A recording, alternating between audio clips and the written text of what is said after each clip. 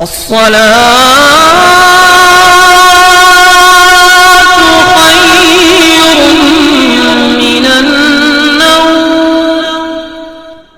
علیکم ورحمۃ اللہ وبرکاتہ. میں ہوں رشید اختر اور آپ دیکھ رہے ہیں سجاد نظامی ورلڈ. دوستو آج کا واقعہ اتنا پیارا ہے بہت ہی دلچسپ ہونے والا ہے. پورا واقعہ سنیں, ٹھیک ہے؟ اور اس جو پہلا واقعہ ہے اس کا جو ٹائٹل, جو ٹاپک جو ہے, 2 پراٹھے. ایک فکر انگیز یعنی حیرت انگیز اور سبق آموز واقعہ, اس سے کچھ حاصل ہوگا. اور دوسرا جو ہے وہ انشاءاللہ اسی واقعہ میں ہم بتائیں گے 12 مہینوں کی فضیلت, محرم سے لے کے ذی الحج تک. ٹھیک ہے, بالکل شروع سے لے کے آخر دیکھیں. اگر کچھ چاہیے میرے چینل سے اور کچھ چاہتے ہیں کہ کچھ حاصل ہو جائے, انشاءاللہ ضرور دیکھیں. میں کوشش آپ لوگوں کے لیے پوری کرتا ہوں کہ آپ لوگ زیادہ سے زیادہ میرے چینل سے کچھ نہ کچھ حاصل کریں. آئیے یہاں سے ہم شروع کرتے ہیں. اس سے پہلے تھوڑی سی گزارش ہے میری آپ سے کہ میرے چینل پر اگر آپ پہلی بار آئے ہیں تو چینل کو سبسکرائب کرنے کے بعد بیل آئیکن کو اور کر لیں, ٹھیک ہے, تاکہ ایسے ہی ویڈیو سب سے پہلے آپ کو ملتی رہے اور آپ ویڈیو دیکھتے رہیں. ویڈیو کو لائک کر دیں اور زیادہ سے زیادہ ان دونوں واقعات کو اپنے دوستوں میں شیئر ضرور کریں. آئیے یہاں سے شروع کرتے ہیں. ایک حیرت انگیز اور سبق آموز واقعہ, ملاحظہ فرمائیں. ابو نصر نامی ایک شخص اپنی بیوی اور ایک بچے کے ساتھ غریبی کی زندگی بسر کر رہا تھا. ایک دن وہ اپنی بیوی اور بچے کو بھوک سے نڈھال اور بلکتا روتا گھر میں چھوڑ کر خود غموں سے چور کہیں جا رہا تھا. ٹھیک کی راہ چلتے اس کا سامنا ایک عالم دین حضرت احمد بن مسکین سے ہوا. بہت ہی پیارا واقعہ, بہت ہی دلچسپ, حیرت انگیز, سبق آموز واقعہ, ملاحظہ کریں. ٹھیک ہے, جسے دیکھتے ہی ابو نصر نے کہا, اے شخص, میں دکھوں کا مارا ہوں اور غموں سے تھک گیا ہوں. شیخ نے کہا, میرے پیچھے چلے آؤ, ہم دونوں سمندر پر چلتے ہیں. اللہ اکبر. سمندر پر پہنچ کر شیخ صاحب نے اسے 2 رکعت نماز نفل پڑھنے کو کہا. ٹھیک ہے, نماز پڑھ چکا تو اسے ایک جال دیتے ہوئے کہا کہ اسے بسم اللہ پڑھ کر سمندر میں پھینک دے. اب جال میں پہلی بار ہی ایک بڑی عظیم مچھلی پھنس کر باہر آ گئی. شیخ صاحب نے ابو نصر سے کہا, اس مچھلی کو جا کر فروخت کرو یعنی بیچو, اور حاصل ہونے والے پیسوں سے اپنے گھر والوں کے لیے کچھ کھانے پینے کا سامان خرید لینا. یعنی اس شخص نے, حضرت احمد بن مسکین نے جو جال دیا مچھلی مارنے کے لیے, جب پہلی بار اس شخص نے جال ڈالا تو پہلی بار میں ہی ایک کافی بڑی مچھلی پھنس جاتی ہے. شیخ صاحب نے کہا کہ جب مچھلی پھنس گئی ہے تو اس کو فروخت کرو یعنی بیچو, اور اس سے جو ہے حاصل ہونے والے پیسوں سے جو جس طریقے سے مطلب جو ہے بکے, ان پیسوں سے اپنا خرچ کرو اور سامان خرید لو. ابو نصر نے شہر جا کر مچھلی فروخت کی یعنی مچھلی بیچ دی. حاصل ہونے والے پیسوں سے ایک قیمے والا اور ایک میٹھا پراٹھا خریدا. یعنی ایک قیمے کا پراٹھا اور ایک میٹھا پراٹھا, 2 پراٹھے, اور سیدھا شیخ احمد بن مسکین کے پاس گیا اور کہا کہ حضرت ان پراٹھوں میں سے کچھ قبول کیجئے. اللہ اللہ. شیخ صاحب نے کہا, اگر تم نے اپنے کھانے کے لیے جال پھینکا ہوتا تو کسی مچھلی نے نہیں پھنسنا تھا. یعنی حضرت شیخ احمد بن مسکین نے کہا, اگر تم نے اپنے کھانے کے لیے جال پھینکا ہوتا تو کسی مچھلی نے یعنی کوئی مچھلی نہیں پھنستی. میں نے تمہارے ساتھ نیکی گویا اپنی بھلائی کے لیے کی تھی, نہ کہ کسی مزدوری کے لیے. تم یہ پراٹھے لے کر جاؤ اور اپنے گھر والوں کو کھلاؤ.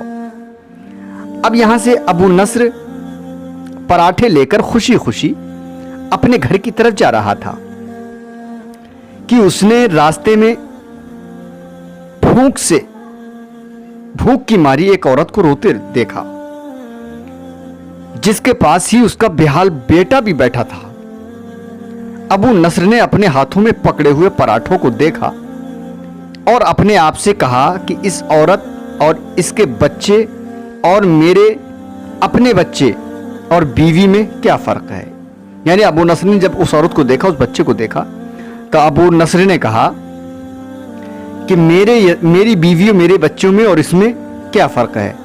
ایک ہی معاملہ ہے، معاملہ تو ایک جیسا ہی ہے، وہ بھی بھوکے ہیں اور یہ بھی بھوکے ہیں، پراٹھے کن کو دوں آخرکار؟ عورت کی آنکھوں کی طرف دیکھا تو اس کے بہتے آنسو نہ دیکھ سکا اور اپنا سر جھکا لیا۔ پراٹھے عورت کی طرف بڑھاتے ہوئے کہا، یہ لو خود بھی کھاؤ اور اپنے بیٹے کو بھی کھلاؤ۔ عورت کے چہرے پر خوشی، اس کے بیٹے کے چہرے پر مسکراہٹ پھیل گئی۔ اللہ اکبر! آگے کیا ہونے والا ہے دوستو بالکل ملاحظہ فرمائے پورا۔ ابو نصر غمگین دل لیے واپس اپنے گھر کی طرف یہ سوچتے ہوئے چل دیا کہ اپنے بھوکے بیٹے، اپنے بھوکی بیوی بیٹے کا کیسے سامنا کرے گا۔ یعنی سوچ رہے ہیں ابو نصر کہ میں خالی جا رہا ہوں، میں نے 2 پراٹھے تھے، وہ تو جو بھوک کی ماری ایک عورت تھی اور جو اس کا بیٹا تھا اس کو میں نے دے دی، لیکن اب جو ہے خالی ہاتھ اپنی بیوی اور بچوں کے سامنے کیا منہ لے کر جاؤں گا، کیسے سامنا کروں گا۔ گھر جاتے ہوئے راستے میں اس نے ایک اعلان کرنے والا دیکھا جو کہہ رہا تھا، ہے کوئی جو اسے ابو نصر سے ملا دے۔ یعنی اعلان ہو رہا تھا اور اعلان میں یہ کہا جا رہا تھا، ہے کوئی جو اسے ابو نصر سے ملا دے۔ لوگوں نے اس سے کہا، یہ دیکھو یہی تو ہے ابو نصر۔ اس نے ابو نصر سے کہا، تیرے باپ نے میرے ساتھ آج سے 20 سال پہلے 30,000 درہم امانت رکھے تھے، مگر یہ نہیں بتایا تھا کہ ان پیسوں کا کرنا کیا ہے۔ جب سے تیرا والد فوت ہوا ہے میں تجھے ڈھونڈتا پھر رہا ہوں کہ کوئی میری ملاقات تجھ سے کرا دے۔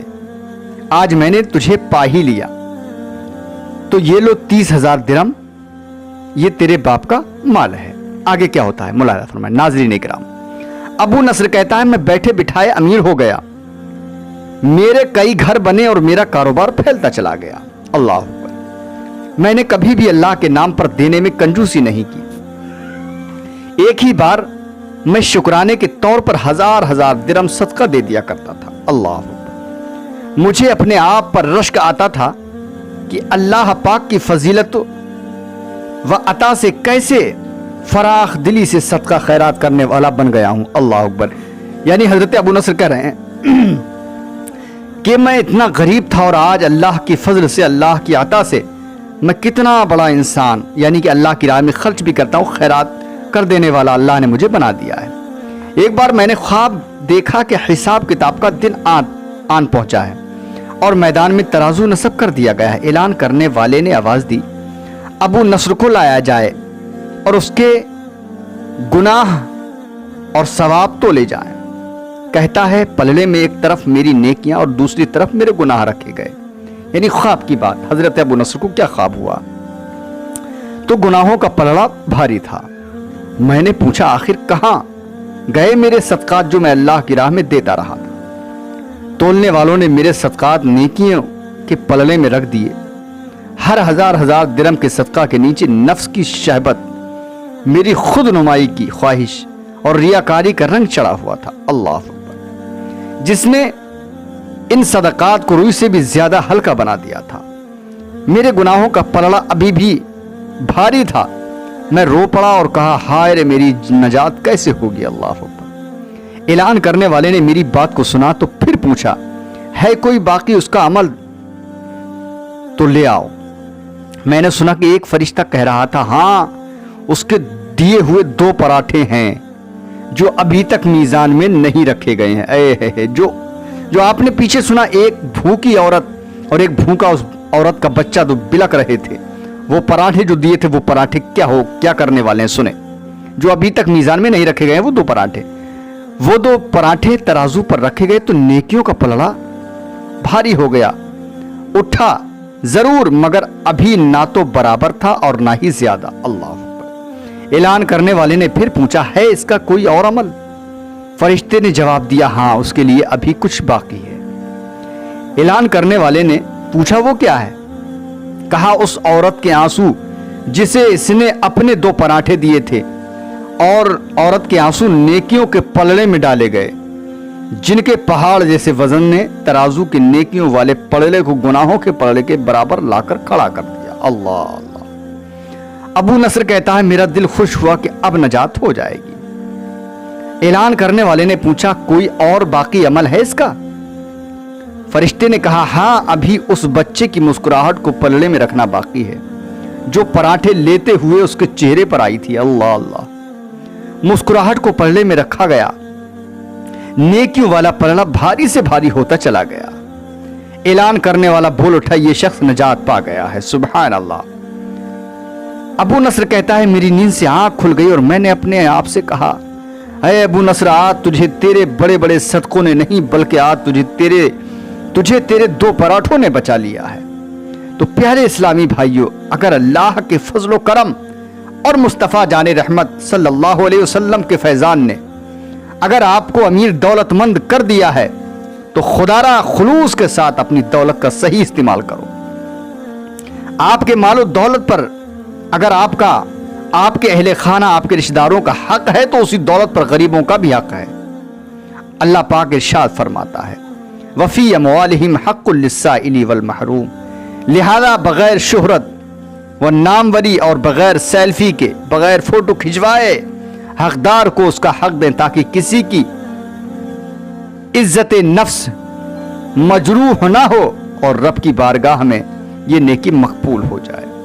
میرے بھائیوں، یہ نازک ترین وقت امتحان کا ہے، غریبوں کی غربت و صبر کا امتحان، امیروں مالداروں کے خلوص و سخاوت کا امتحان ہے۔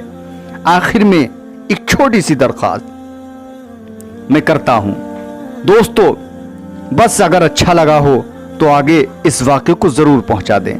انشاءاللہ تعالی امید کرتا ہوں آپ آگے ضرور شیئر کریں گے۔ اب یہاں سے ہم سماعت کرتے ہیں 12 مہینوں کی فضیلت کا واقعہ، دل تھام کر انشاءاللہ تعالی سنیں۔